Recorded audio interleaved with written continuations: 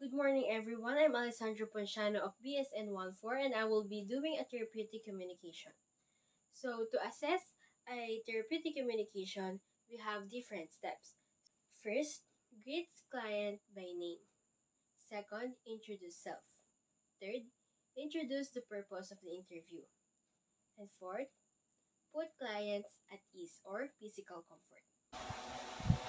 Good morning, ma'am. I'm Alex Ponciano, and I'm your nurse for today. How would you like me to call you? Let's call Gemma. Okay, Miss Gemma. So I'm going to conduct an interview with you so I can better help you and assess you with your health status. So you have to communicate with me, but don't worry, I assure you that your information that you will provide me will be confidential and safe. And also, I'm going to document your information so that I can do individualized nursing care plan. Is that okay with you? Yes. So, ma'am, I have here your biographical information, but let me just confirm to stay okay. So, you are 45 years old, Yes. and you are from Bangkang, Bulacan, is that correct? Yes. May I ask you po if you are okay to assess you in English language, or do you prefer Tagalog or other dialect? Both English and Tagalog. So, do you have difficulty in hearing? Am I clear to you? My voice is clear? Yeah. Okay, great. So, before we proceed, do you need anything like water? Okay, good. Are you comfortable with your seat, or do you want to lower the temperature? Okay. For the nonverbal communication, we should have good eye contact, and we should have good posture for the entire procedure, and then we use silence appropriately, and then avoid distractions. Okay, ma'am, let's proceed. What brought you here in the hospital? Nadalas kasi yung pagkahilo ko. Tumataas BP ko. So, when did it start po? 4 days ago. Okay, so let me check your BP at this moment.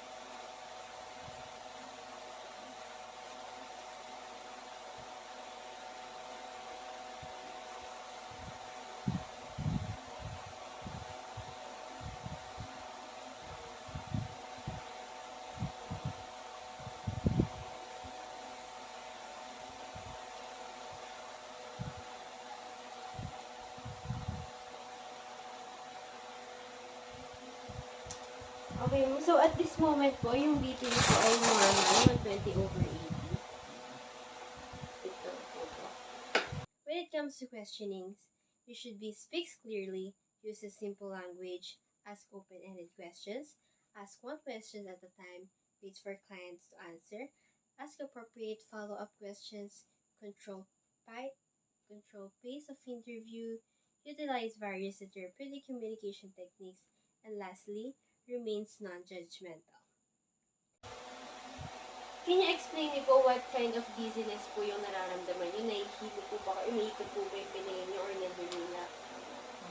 Nahihilo na, tapos nalulula. So, what do you do po when you're dizzy? Muupo lang.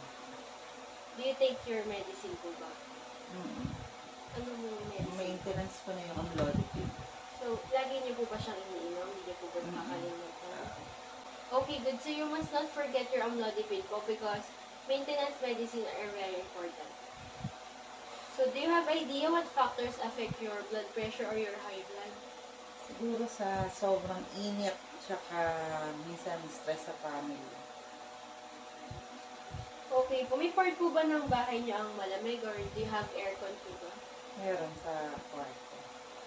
Okay, Miss Gemma, para po ma-prevent po natin ang pagtaas po ng BP nyo, pag mainit po ang temperature sa inyong surroundings, pumunta po kayo sa area na malamig po. Is that possible po ba? And fourth, focusing. So when focusing, you should elicit information relevant to purpose of interview, has organized sequence of questions, follows client's verbal cues, and asks for clarification appropriately. And lastly, makes appropriate transitional statements. Okay, great. So, Miss Gemma, you have mentioned that one of the factors that affects your blood pressure is stress. Tama po ba? May I ask po ba what stresses you out, and are you comfortable po ba opening up to someone like me? That's fine for me. Okay po. Ano pong reason ba't po kayo na-stress? Nagkaroon kasi kami ng conflict ng husband ko. Then, hindi niya pinapansin. So, how many days na po siyang ganyan? 1 week na. Do you try to talk to him about this issue? Hindi. Kasi baka magalit siya or sabihan akong okay. Okay, ma'am, with your situation po, hindi niyo po alam kung ano pong nangyayari kung ba't hindi na kayo pinapansin.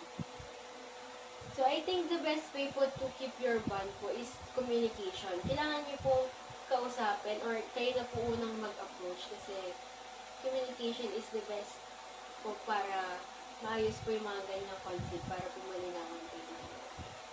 So, are you willing po ba na unang mag-approach sa kanya? Pwede Or naman. nahihirapan Oo, pwede naman. Sige, pag-uwi ko, try kong kausapin siya. If something happens po in your health, emotionally, mentally, or physically, you can call our hospital number po and we have the best professionals for your health po. So, but to help yourself po, kunyari po, stress po kayo, the best thing po is to focus on the things you love po.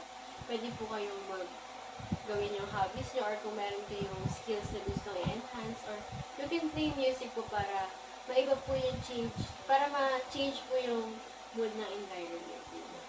So may I ask po kung ano po yung diet nyo pang araw-araw or your lagi nyo po kinakain sa daily basis? Mostly sa morning, coffee and bread. Tapos yung lunch and dinner ko,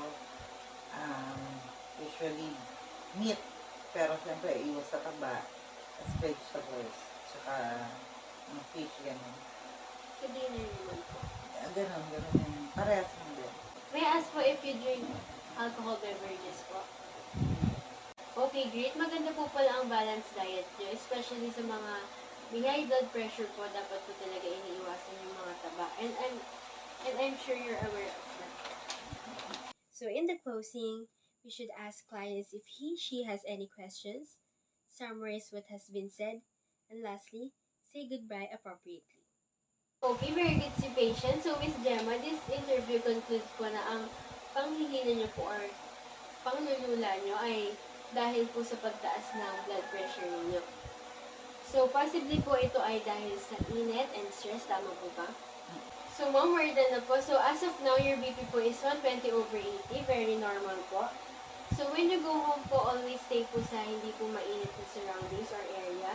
And when you feel stressed po, again, so if you have someone to talk to them po. And always remember po na pag nasa-stress po kayo, pwede po kayo mag-unwind. Or pumunta po kayo sa lugar na stress-free po because it will be a big help po for you mentally and physically.